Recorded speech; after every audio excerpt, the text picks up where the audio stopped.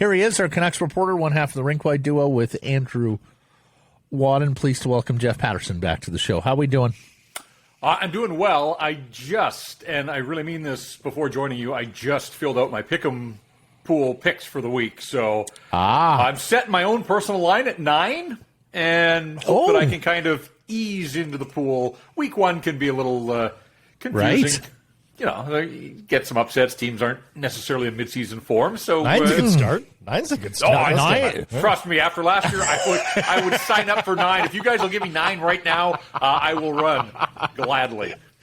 9 every week wins the pool. The grand prize, I would think, at the end of the year. Yes, best of luck, Jeff. You need it more than most in this year's Go Goat Sports Pro Football Pick'em Pool. You can sign up. It's a season of redemption. Yes, it is. You'll see the pinned tweet at Sekeres and Price there on Twitter. Jeff, we have had another day to marinate here on the comments yesterday from JT Miller and Patrick Alvin, and I want to get to a few of them, but we'll start with the Bodog poll question and go from there. Does the Miller extension mean Bo must go? I don't think so. I guess I should have just answered no to stay with the rhyme that you presented. The general manager has name-checked Bo Horvat as part of this core group. The coach has talked about playing 3 deep down the middle and his big 3, and that certainly includes the captain. And it kind of feels like the Miller signing was pushing all the chips to the middle here. So I think Bo Horvat figures prominently in their plans. Now, over the course of a long-term deal, if he gets one, I'm not going to say that he'll see it through to the end, but I think in the here and now that there is an extension coming for Bo Horvat. It's just a question of, when does he get it done? And to hear JT Miller talking yesterday about the relief of, peace of mind and getting the distraction out of the way, really all they've done is offloaded that now onto Bo Horvat. So there's time still before the puck drops in a significant game, and I'm sure both sides would like to get something done. They have some cost certainty now with JT Miller, a better sense long-term of what the salary cap structure looks like. So I think Bo Horvat is here for the short term. I think he's here probably for the long term as well. But, of course, when you go all in, if it doesn't pan out, then I do think that some serious change will come down the road. So, let's see what it looks like with Horvat here with an extension. But I definitely think that Bo Horvat figures in the plans of this management group in the here and now. Oh, well, then I'm going to dovetail out of that. Then somebody's got to go. Absolutely. Yeah. So Horvat on an extension, guys, puts you at about $75 million next year for 16 players. It is really difficult to get to 22 because they just don't have those cheap young players coming from the farm. So right, but if you're looking at 2 of your best players, JT Miller goes from 5.25 to 8, so that is just it's basically a $3 million bump for JT Miller, and Bo Horvat. I'm really fascinated to see where the number comes in ultimately, because when Ryan Nugent-Hopkins signed his extension a year ago in Edmonton, I thought that was a template, and I don't know what went wrong for the Nuge, but he committed 8 years at $41 million, 5 and change. He has a 69-point season on his record and a 61-point season. Horvat's high watermark is 61. They're both legacy players. They both wear letters. They're not the stars of their team. I thought there really were some comparables between a player like Ryan Nugent-Hopkins and Bo Horvat, but I think Horvat's looking at somewhere in those. I think for the team, it's probably 6.5. I'm sure he and his agent would love to get it up over 7. I don't know that they're going to be able to squeeze the Canucks, especially if he goes to the max term and, $8 million at 6.5. That's $52 million. That's a tidy chunk of change that'll set Bo Horvat up for the rest of his life. So, we'll see where it comes. But to me, those are sort of the parameters here. I guess if I felt that the Canucks had a third-line center either on the current roster or waiting in the wings in Abbotsford, pushing from below to get an opportunity, maybe it would make it a little more palatable to consider moving Bo Horvat. But I think you're looking at Horvat taking on that, embracing that sort of checking role, the matchup role, free up both Paterson and Miller to run wild offensively. So, yeah, I know that Bo set a career high with 31 goals and got injured and, there was some suggestion making the rounds that he could have got to 40. That seems like a stretch. He missed 10 games at the end. Yeah. 35 maybe, but 40 seemed like a bit of a reach there. We know what Bo Horvat is and what he isn't at this stage of his career. He's not a playmaker. He's not a puck distributor. He's never going to be a huge point producer. And if JT Miller got $8 million per season, negotiating off a 99-point season, then for a guy whose high watermark is 61 points, I have trouble thinking that Bo will be able to get into the sevens on his next contract. So who provides the comfort then on the salary cap? Is it Brock Boeser? Is it just much easier with the winger to now? You can say it's easier to let him go, but it's also harder to trade the winger versus the more valuable center. Sure, and so there is some real pressure on Brock Boeser this season. I think people embrace the person and the reasons why he struggled last year. But it's time. It's time for him to get to 30. And so I know the team committed 3 years to him, but that doesn't mean that he fits in the long-term plans. If he struggles this year, then yeah, certainly. I think he could be a guy that they would look to move to create some cap flexibility. I think we talked yesterday, Kuzmenko is such a wild card across the board in what he's going to look like this season. But if it all goes well, and for this team to take a step forward, I think they want Andrei Kuzmenko to absolutely step in and pull on the rope in the right direction and have success. But, a good season may price himself right out of this team's market for next season. Connor Garland at $5 million.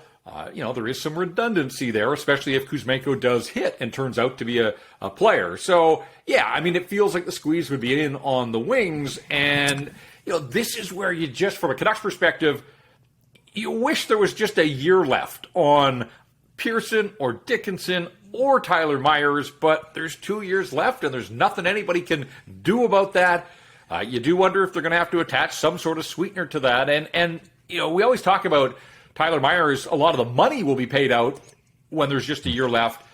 It's important to note for Jason Dickinson, he's a wild card too, because who knows, what a bounce back season would even look like. But Jason Dickinson's ticket actually goes up. Like, he is owed more money next year than he is this year. So it's not one of those diminishing contracts. He got less money in his first year, and it goes up progressively. So that's not the kind of contract I don't think that other teams would be looking to take on with 2 years left. But even when there's 1 year left, if it's another disappointing year for Jason Dickinson, that doesn't feel like the kind of deal that other teams are going to be calling the Vancouver Canucks on. They have yet to cross the bridge that they're going to pay sweeteners to get rid of contracts. You're absolutely right, Jeff, based on what we heard from Patrick Alvin yesterday. It's hard enough to move money as it is. It's damn near impossible to move bad money when there's term attached to it. I'll say this, though. If they buy out Dickinson next summer, they get a huge savings for that summer. The cap hit is only $480,000 next summer. If they buy him out, they get a $1 million cap hit in 24-25, but that's pretty palatable if they want to go down the road. Especially if the cap is taking the jump that it's expected to. Yeah, we have been through the Dickinson machinations, and it is clear that their best course of action is hope he rehabilitates himself to some degree this year, and then maybe you have some options there. We should also point out, I think you pointed this out yesterday, Blake, that if you re-sign Horvat now, you are basically saying it doesn't matter what Andrei Kuzmenko does because you're not going to have the cap dollars to re-sign him again unless you move out one of those wingers, and that would appear to be the best course of action as I see it, fellas, because that's where you're trading from your position of greatest depth, whereas, you move out of Myers all you want, but you still need to replace a right-side defenseman, and as we know, they're the rarest commodities going, and they tend to command the biggest cheddar based on their aptitude. And even outside of the NHL right now, Klimovich, if he could take a step, maybe a year from now, he's pushing to step into the NHL lineup. He's not replacing Brock Boeser, but if you move Boeser out, at least you'd have a goal-scoring winger that was ready to write in. And, of course, Lekaramaki is the other one who shot to the top of their prospects chart. The minute he was drafted, and in a year or two, you'd think he'd be on the scene as well. So it is an area that this team has the most depth, I think the most expendable depth, but ultimately, they're pushing the chips in. They want to see what this group together can accomplish this season. It appears think it's a little early for Lekaramaki and Klimovich next year. We'll see what they do No, this year. that's what but I'm saying. No, I know. In 2 years' time, though, you'd like to think that one of those guys could be a regular and step in and a contributor. Next year maybe a little early, but boy, it feels like if Klimovich is a player, this is a big year for him in Abbotsford, maybe to the point that if he plays well enough, he gets a sniff at the NHL level at some point this season. Then there's the culture question, Jeff, and not to rile up some who took such great offense to this last year, but Bo is a certain sort of diplomatic captain, right? Yep. JT's a little bit more, in your face, a little bit more candid, and all of that, and tends to be the straw that stirs the drink in the room. Do you anticipate that this management group is looking for a culture change? Like, do you think that's part and parcel of this extension, that they're looking for culture change, that they're looking for JT to be more forward in their culture? I think he's a pretty big presence in that locker room. Obviously, he's a loud voice out on the ice. I thought it was interesting to hear Patrick Allvin talking about maybe less is more in terms of his workload. JT Miller talking yesterday about knowing that he's got to be better defensively, and maybe that stems from some conversations that they had here as they worked to the conclusion of his contract. Whatever the case, he's still going to be a frontline guy. Even if you diminish his ice time a little bit, he's still going to be one of your ice time leaders. And I think Bo is who he is. His personality. He learned from the Twins. He sort of apprenticed under Daniel and Henrik, but he is the captain. But remember, too, that all letters that were attached to anybody on this Vancouver Canucks team, they were assigned by the last coaching staff, the last management group. I'm not for a second sitting here telling you that Patrick Allvin and Jim Rutherford have come to the conclusion they've got to strip Bo Horvat of the captaincy. Allvin referenced Horvat yesterday being the captain of this team. But what does the leadership group look like? If Bruce Boudreau has his say, if it's Boudreau and the players, if it's just the players, Brandon Sutter wore a letter here. Obviously, he was around the team, but he wasn't in uniform last season. Is it time for Elias Paterson and Quinn Hughes? They are the leaders of this group. Whether you like it or not, they are two of, if not the two best players.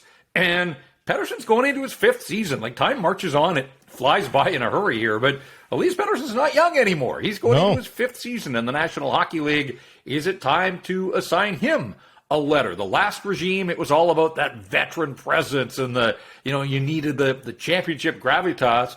I think now a lot of the veteran guys would look to a Paterson or a Hughes and recognize their value in that room, but also on the ice, and know that they are the true leaders in this group. So I'm always curious. Again, it's a letter on a jersey. That's all it is. But at the same time, I'm curious to see what Bruce Boudreau and his coaching staff, what they think and ultimately what they do, and who is deemed to be the leadership group of the Vancouver Canucks here moving forward. Yeah, he got a little bit of a sneak peek into the personalities of those players. It'll be interesting to see. It wasn't an 82 game. You don't get the training camp, kumbaya vibes if you don't have a training camp.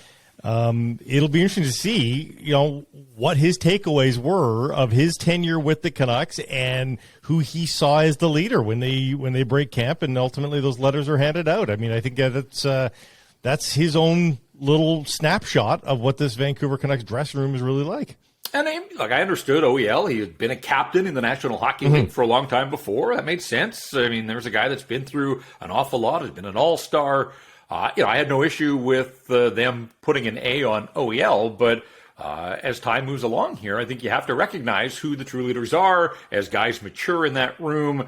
Some of them, at different times may or may not be ready to assume that sort of role within the hockey club and the hierarchy, but at the same time, I think you want to recognize your best players and the ones that other players look to for some leadership and some guidance. And ultimately, when the puck drops, Elias Paterson and Quinn Hughes are two of the most dynamic players and two of the most important players for this hockey club. So we shall see. But, just listening to Bruce Boudreau last season and in some of his off-season comments as well, he's referred to JT Miller as his number one center.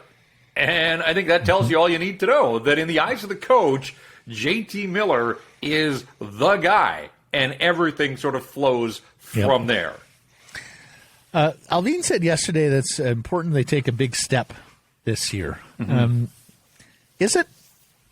I mean, it's a multi-year project. I think we all knew that when they took over. And, I think there was a school of thought that, this year could be a year of just getting the house in order, cleaning up some mess, getting some younger assets for players like Miller.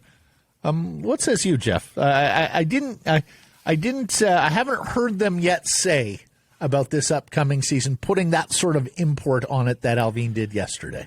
Well, I'll say it's an important year for Bruce Boudreau since he's only got the 1 year left on his contract, so I think he would want to take a step forward.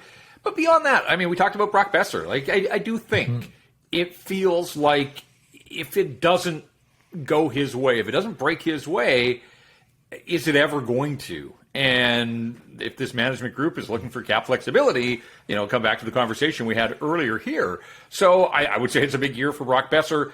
I don't think you could ever afford to flush seasons for guys like Paterson and Hughes. And I'm not suggesting that this organization is flushing anything, but I think you're saying, take this year again to try to manufacture the cap, get it into a position that can allow them to attack once the Miller extension kicks in and maybe the Horvat one if it's done as well. But, boy, when I look at the fan base and the fact that, JT talked yesterday again about this desire to play home playoff dates. We know ownership loves its home playoff dates, and there haven't been many of them over the last 10 years. So I kind of feel like that signal, the Miller signing signaled that this group has its eyes on the prize. Can they get there? I look around the Pacific Division. I still think Edmonton and Calgary are teams to catch, and I like Los Angeles and the step they took last year, and then they add Kevin Fiala. So I think a divisional spot is going to be difficult. But when I look at this forward group and I look at Thatcher Demko in goal and another year of Quinn Hughes maturing and getting better, I have to think that this group is very much in the wild card discussion and mix. I'm not convinced that it's as simple as show up and you're going to get a full season at the level they played for Bruce Boudreau because that's the way they played for 57 games. I think there was a Bruce bump. I think there was a breath of fresh air that was blown into that group.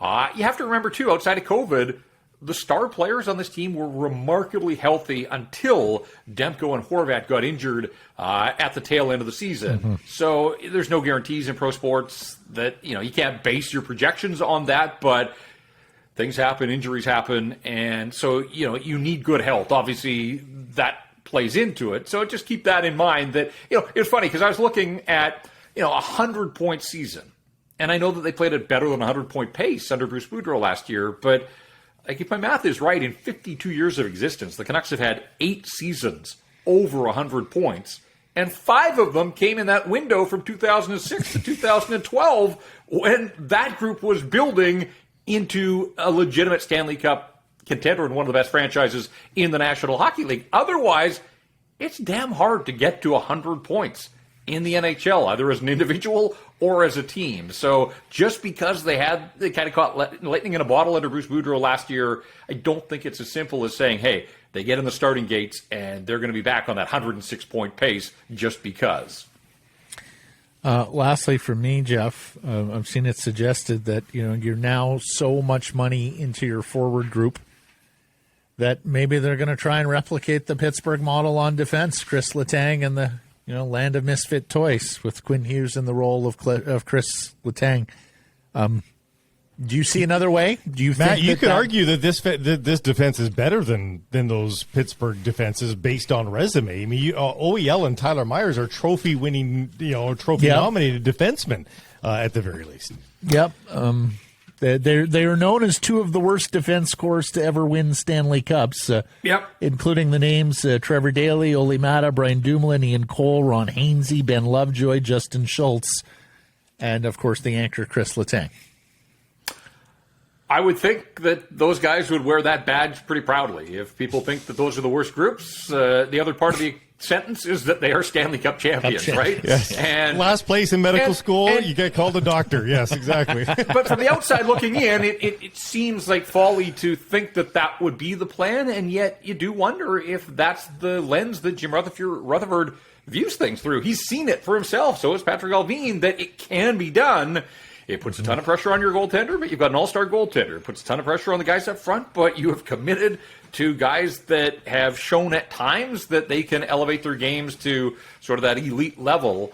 And Maybe, just maybe. I mean, you'd like to see them redistribute some of their cap allocation.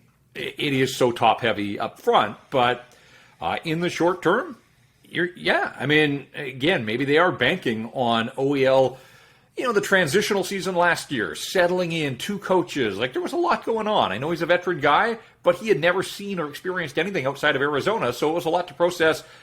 Maybe they're hoping that the second half of the season, he was better. He was. Like, offensively, he was better. Maybe they can get a little bit more out of that out of OEL.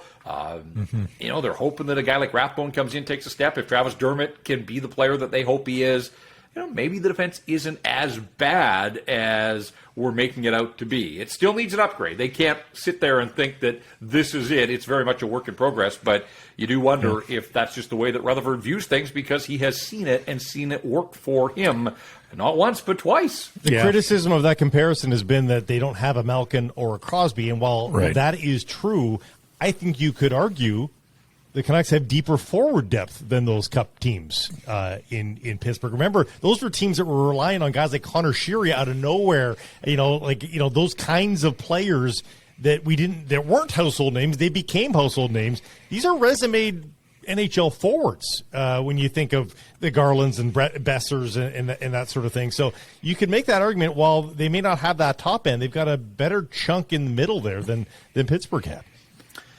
Yeah, I mean, really, when you look at the Penguins and you sort of get past the star power, it is pretty remarkable. I mean, I think they just became one of those teams that gelled, that hit its stride, that, Jay Gensel emerged, Brian Rust of the world, Kessel, Bonino at times. They got contributions. I'm not saying that they didn't have players, but, who knows? Sometimes it's not the best players. It is the best collection of talent and the best team that gets it done. And ultimately, the Penguins found that magic, and they were able to repeat a second year with that group. So it's hard. It's always hard to compare sort of, forward groups versus forward groups. It's undeniable that the Penguins had superstar power. The Canucks are hoping that Elias Pettersson gets there and that JT Miller can have a couple of more seasons like he did last season. Miller's on the fringes of being a star. You don't get 99 points in this league without being able to be in that conversation. If he can back it up anywhere close to that, then, even for a couple of seasons, I think you have to give it to JT Miller that he's one of the stars in this league. And even if he drops, and I think we've had this discussion too, would you take the trade-off of 15 fewer points for JT Miller, but an additional 20 or 25 for Elias Pettersson? Yeah, that first Penguins team, I mean, Kessel and Hornquist were 30-goal guys or thereabouts. That's close. I shouldn't say 30-goal guys. They're 25-goal guys. Yeah, it's... HBK line, right? Remember, everybody was the HBK line with Kessel and Bonino and Hornquist. Well, and who could forget the Nick Bonino, traded for Brandon Sutter, of course, by the Vancouver Canucks. Marvelous stuff, Jeff. Thank you for this. We'll catch up tomorrow. All right, guys. Thanks.